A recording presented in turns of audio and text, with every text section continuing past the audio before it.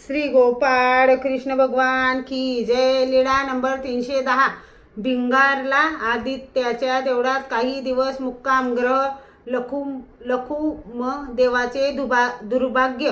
सर्वज्ञ भिंगारला गेले, तेथील देवळाच्या चौकात बसले। तेवढ्यात एक ब्राह्मणी आली, तिला 2 मुलं। वडील मुलाचे नाव लखुमदेव।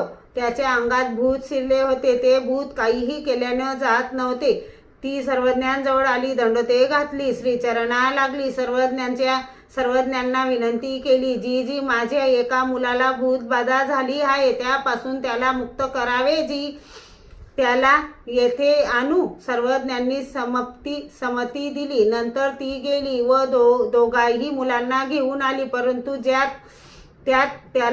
ज्याला भूतबाधा झाली होती तो लखुमदेव आत येतच नव्हता। तिने सर्वज्ञांना विनंती केली, जी तो आत येत नाही, तरी आपणच बाहेर यावे। जी सर्वज्ञ बाहेर आले, तेवढ्यात तो देवळावर चढला आणि दगडी पडण्यात तोंड खुपसले। सर्वज्ञांनी खालूनच विचारले, तू कोण? त्याने उलटून सर्वज्ञांनाच प्रश्न केला, तुम्ही कोण?